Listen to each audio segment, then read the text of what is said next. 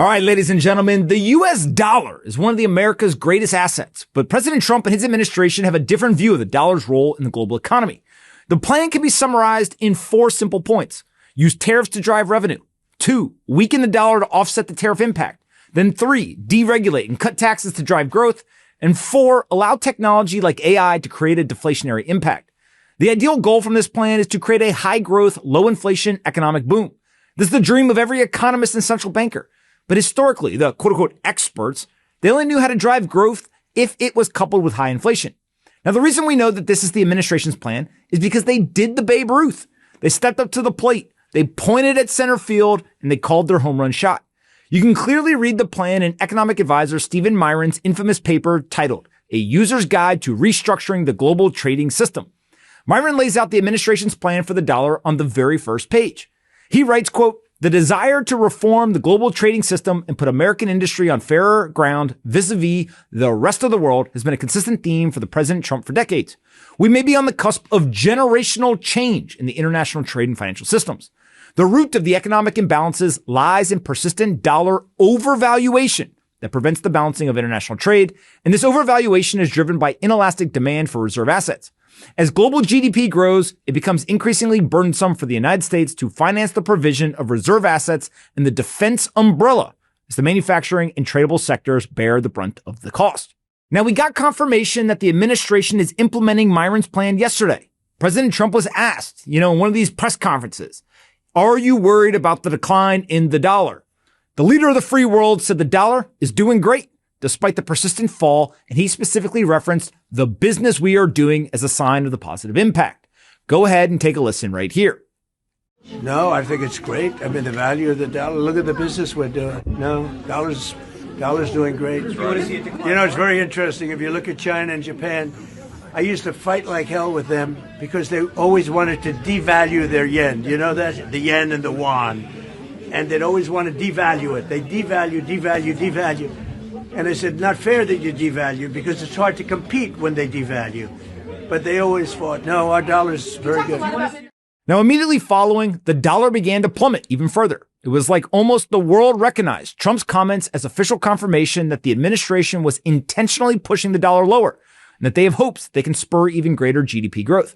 But again, this should not be news. Myron clearly states the plan in his original paper.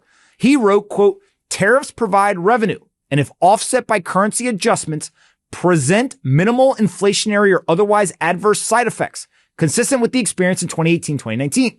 While currency offset can inhibit adjustments to trade flows, it suggests that tariffs are ultimately financed by the tariffed nation, whose real purchasing power and wealth decline, and that the revenue raised improves burden sharing for reserve asset provision.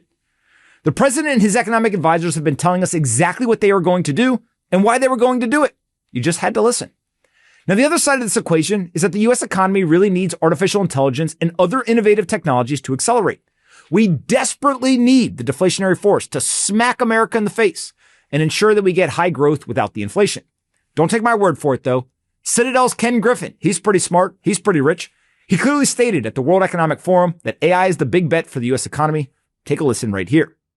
The area of recklessness is the spending of governments around the world, who are all, with little exception, all spending well beyond their means. That's the recklessness of this moment in history. This is not a parallel to the 1920s in terms of the recklessness of the private capital markets. It's a story of the recklessness of government spending. Within the private sector, there's a huge question as to where AI will take us. And I was carefully taking notes and listening to what Larry has to say, or to what Madame Lagarde has to say, because this is one of the big issues of our moment. Will AI create the productivity acceleration that is honestly that's hoped for in Washington and in the halls of government around the world as a way to overcome the profligate spending that we're currently engaged in? Like the world needs a savior. And the hope is that AI is the savior that we need for productivity. Now, thankfully, the U.S. economy does seem to be booming. Stephen Moore recently went on CNN, and he explained why economic growth is red hot. Take a listen to what Moore had to say. The facts of the economy, it is a booming economy. The latest report is almost 5.5% growth in the fourth quarter, which is an incredible number. We haven't seen that in recent memory. We've got gas prices down. Inflation is headed down to the 2% target. Median family income last year was up $2,500. Those are people in the exact middle, adjusted for inflation. I mean, I could go on and on with the positive. So now the Federal Reserve is backed into a corner. The economy is red hot and inflation is nowhere to be found. The Trump administration has implemented a plan to reorder global trade. They've engineered a high growth, low inflation economy where deflation is likely a much bigger risk than inflation. My personal view is that the Fed should have cut interest rates by 50 basis points today. They won't do it though. Of course they won't. They will remain behind the curve as usual. Eventually, people need to wake up and realize that many of the economic problems we have are actually created by the arsonist at the Fed.